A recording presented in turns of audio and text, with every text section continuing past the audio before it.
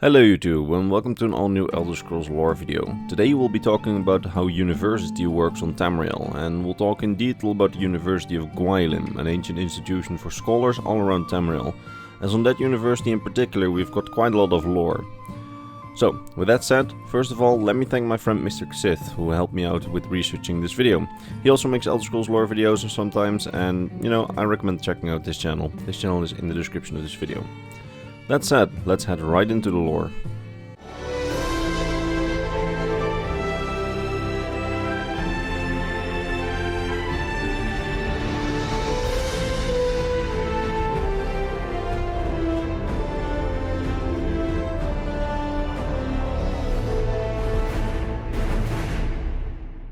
So, before we begin, I recommend watching my video on general education in the Elder Scrolls universe. It's an older video, so the narration isn't as good, but it goes into some of the lower education that any person on Tamriel receives. I'll just assume that you know the content of that video from now on, because this video goes purely into the universities and higher education. That video isn't fully accurate anymore though, but I'll go into some of the corrections regarding universities in this video, because the lower education parts of that video are still good, but some of the university parts need to be corrected, which was part of the reason for making this video. Anyway, time to start. So, like I said in my original video on education, we don't see a lot of the academic institutions in the game that we know exist in lore. That is because in the game world we usually only see that which is relevant to us as the player. This is probably because of the simple reason that it would be too much work to actually program in every little detail about the world into a game. But that doesn't mean that if a certain aspect of the world doesn't appear in the game that it doesn't exist in lore, because more than often it actually does. One of these kinds of topics is education and universities. A good example is how none of the games except the Elder Scrolls 2 Daggerfall actually feature the schools of Julianos, which is a sort of basic education system for the people of Tamriel, comparable to high schools. In my original education video I called these institutions universities, but upon new examination I have to say that the schools of Julianos, which I talked about there, sound more like high schools or a very basic, broad higher education college, as the actual universities and academies that exist on Tamriel are far bigger than the individual schools of Julianos and are established institutions on the continent, while the schools of Julianos are basically just local schools. The actual academies, colleges and universities that we know of in the Elder Scrolls universe are very similar to their counterparts in our own world, in that they are mostly specialized institutions with very specific faculties or specializations. One goes there to be taught in a very specific field of choice, for example alchemy, history or magic of course. Because you see, just as we have universities specializing themselves in the study of specific areas around the world, think about physics, chemistry, biology, history, Tamriel has the exact same thing, but with magic being a big part of the world, it's logical that magic is also a very prominent field of study in the Elder Scrolls universe, just like physics is in our own universe. In a way, the magical universities are kind of the parallel of their physics counterparts in our own world, which is kind of interesting to think about, since our own universe is governed by the laws of physics that we study a lot, but there's a lot less attention for physics in the Elder Scrolls universe, since the laws of physics can basically be circumvented by force that isn't really present in our own universe: magic. Thus, because magic is so prominent and can bend the will of nature, we see a lot of magical universities, academies and colleges everywhere on Tamriel. I mean, why study physics when you can study that thing which can manipulate it? Good examples of such magical colleges are, of course, the Arcane University in the Imperial City, which we can see in the Elder Scrolls 4 Oblivion, the College of Winterhold in Skyrim, and the College of Sapiarchs in the Summerson Isles. But the College of Sapiarchs is actually a very good example of a more broad university in the Elder Scrolls universe, because not only does the College of Sapiarchs study the schools of magic, but the college also offers courses in far more subjects, 123 different fields of study to be precise, with examples such as alchemy, art, history, Daedric subjects, enchantment, food and wine studies, ocean studies, literature studies and far, far more. They even have zoological studies where they study the animals of the continent. This university is by far one of the greatest institutions of learning on Tamriel, where a high elf can study in whatever direction they want and that they are interested in. I would personally be very interested to see what their Daedric fallacies course is like, but I digress. In order to enter the college, one must first do some sort of entrance exam to see if one is on the level required to tackle the topic studied at the college, which is similar to the other institutions that we know about on Tamriel, meaning that to get a higher education one must have either been private schooled or get the knowledge required to get higher education somehow. So that means that probably you have to have attended one of the schools of Julianos in order to have the knowledge to pass the entrance exams of the higher education forms on Tamriel, like the academies, colleges and universities.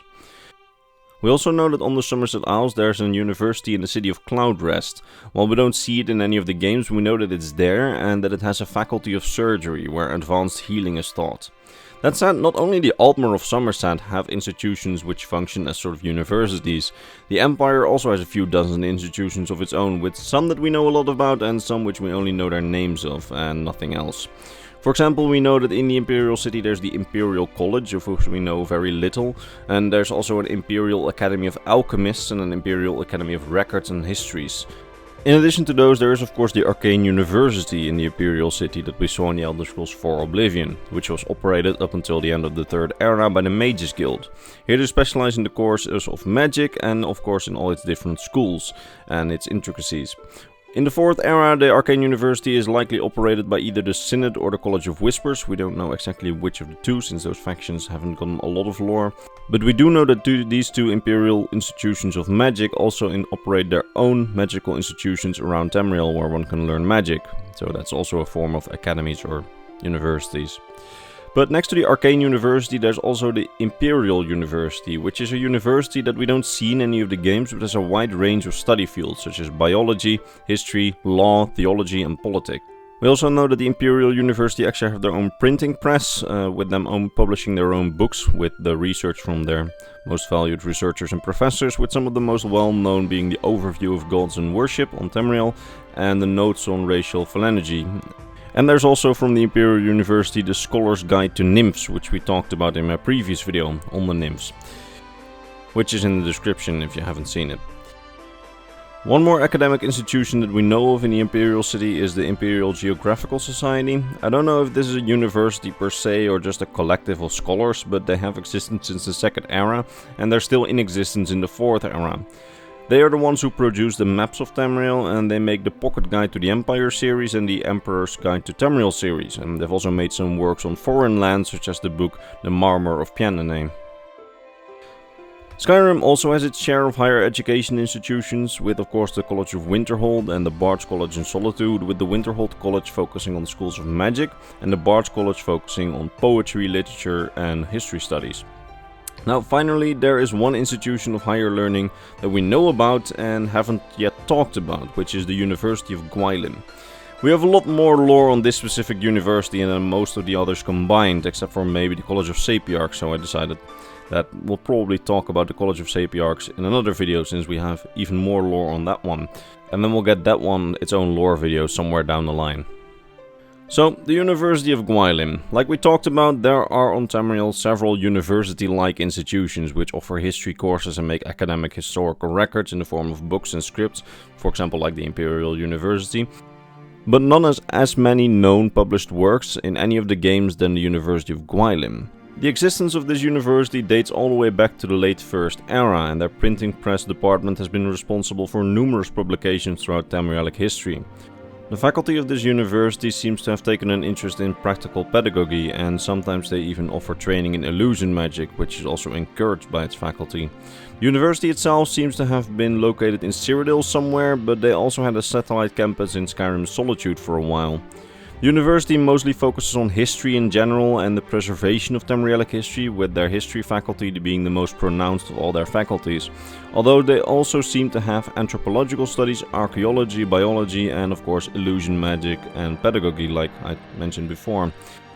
We actually know that the university also awarded scholars with something called the Guilin Prize, and this was likely for scholars who contributed to the university's reputation with an immense academic feat. The interesting thing here is that the university already existed in the lore since the earlier games, but in the Elder Scrolls Online we get offered a new and unique piece of perspective on the university with new pieces of information in regards to the lore that we already know. Now, while the rest of the lore on this university is basically as obscure as the others, we know a lot, and I mean a lot, of the scholars that were actually involved with this university. I think that it's worth to go through some of the scholars that worked for this university, since it gives them a bit of an insight into how university and how university research works in the Elder Scrolls universe. So, with that being said, let's talk about some of the people who made the University of Guilin what it was. The founder of the University of Guilin was called Chiran Fear, and it's implied that he was one of the most proficient sages of the entire university's history. His work centered itself around his own people, the Aelids, and that's what he was mostly known for, as he was an Aelid himself. His book on Aelid culture, called Nature of Aelidic Poesy, was published in the year 12 of the Second Era, and it presumably served as a very important study tool for the generation of scholars throughout the university in the upcoming centuries. His other works came in the form of unpublished biographies on the various Aelid kings of old, and one of these kings was King Narilmor of Garlas Malatar. With his works, Chiran Fear shed a very insightful light on the daily life of the Aelid people and their societies. When it comes to the Aelids, other works have also been published by this university, and one of these was a book on Aelid cities of Valenwood, which was written by a renowned historian called Humphrey in the year 455 of the Second Era. This book elaborated upon the Aelid settlements all around Valenwood, as the name of the book suggests. Frostus of Elenir also taught at this university, and his reputation was nearly unrivaled due to the work that he was known for. Some of the books he published were The Heartland of Cyrodiil, On the Nature of Cold Harbor, Introduction to the Adric Studies, and many more very informative books that gave much needed insight into the complex anthropological and religious climate of Tamriel. Unfortunately, Frostus was forced to flee back to Elenir, Hammerfell, sometime before the Alliance War in the year 580 of the Second Era, which forms, of course, the main quest of the Elder Scrolls Online. Another scholar at the University of Guilin is Gabriel Belen, another famed magician and author. She was a student at the university before joining the Mages Guild during the Alliance War. She wrote books like Proposals, Scholars of Magic, Schemes of the Reach Mage, Non-Standard Techniques on Ardent Flame, Draconic or Endemic, and some other books on magic and specific fields of magic. Most of these books were written using the experience that she gained as a scholar at the university, and it assuredly helped mold her into a great academic, one of the great figureheads of the University of Guilin. Now, the University of Guilin also funded some academic expeditions, for example, an expedition conducted by the historian Reginus Bacca and the ancientist Farita Numidia to ruins of Skyreach in Craglorn in Hammerfell. Another famous, or rather infamous, publishing of the University of Guilin are Maribor Soul's famous 11 volumes of the stories about the Dwemer, called The Ancient Tales of the Dwemer, and these books were originally presented as serious scholarly work based on the research from the archives of the Guilin University. The publishing of these tales transpired in the year 670 of the Second Era, and at first these stories were viewed as factual, but scholars later debunked these texts, concluding that Maribor Soul was actually a pseudonym for Gor Falim, who was a very prolific writer at the time. Despite the fact that the surviving portions of Soul's work were identified as works of fiction, the university continued to publish them, which is why we can still find them in, for example, Skyrim. Then also published by the university was the famous book Opoluscus Lamebal ta Mesamorti. I'm not gonna try to even pronounce that again. This was a book actually written by a scribe called Mabai Ivanil, but it was translated by the University of Guilin before its official publishing in the year 105 of the Third Era. This book offered a very dark yet needed perspective into the story of the origin of vampirism. To the people of Tamriel, what's written in the book is highly up for debate, but to us the viewers, we know that Molag Bal's vile nature comes very true in this book, and it opened us up to a very different and more brutal interpretation of vampiric conversion.